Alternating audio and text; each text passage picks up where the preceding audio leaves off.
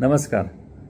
विधानसभेच्या निवडणुकीची घोषणा होईल तेव्हा होईल, पण सध्या तरी पक्षांतराच्या चर्चा मात्र जोरदार सुरू झालेला आहे. त्याचा बिगुल आजच वाजताना आपण पाहत आहोत. पश्चिम महाराष्ट्रातील भाजपचे एक प्रभावी नेते, म्हाडाचे माजी सभापती समरजितसिंह घाटगे आज राष्ट्रवादी काँग्रेसमध्ये प्रवेश करत आहेत. खरं तर ज्यावेळी अजित पवार हे महायुतीमध्ये सहभागी झाले त्याच वेळेस घाटगे हे वेगळा निर्णय घेणार हे स्पष्ट होते.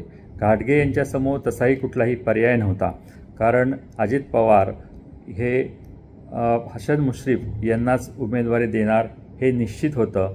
त्यामुळे महायुतीची जागा ही अजित पवार यांच्या गटाला म्हणजेच हसन मुश्रीफ यांच्याकडे जाईल हेही निश्चित होतं.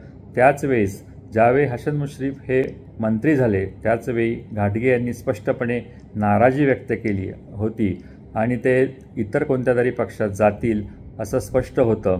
दरम्यानच्या काळामध्ये लोकसभेच्या निवडणुका झाल्या.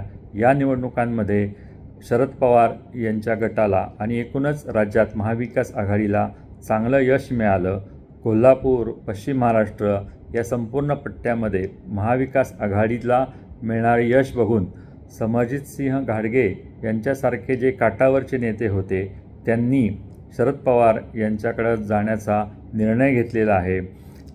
खरं तर घाटगे हे देवेंद्र फडणवीस आणि चंद्रकांतदादा पाटील यांच्या अतिशय जवळचे नेते होते.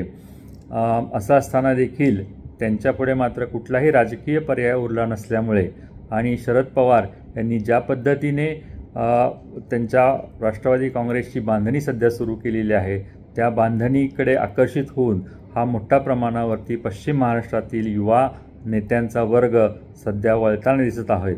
घाटगे यांच्या पक्षप्रवेशामुळे निश्चितच महायुतीला पश्चिम महाराष्ट्रामध्ये मोठा धक्का बसणार आहे. घाटगे यांच्याप्रमाणे पश्चिम महाराष्ट्रातील आणि एकूणच महाराष्ट्रामधील सुमारे 19 जागा अशा काटावरच्या आहेत. त्याच्यामध्ये इंदापूरही आहे. हे नेते लवकरच पक्षांतर किंवा वेगळा कुठला तरी विचार करताना दिसतील. त्यामुळे या पुढच्या काळामध्ये आपल्याला येत्या 2-3 महिन्यामध्ये मोठ्या प्रमाणावरती पश्चिम महाराष्ट्रामध्ये पक्षांतर झालेले दिसतील.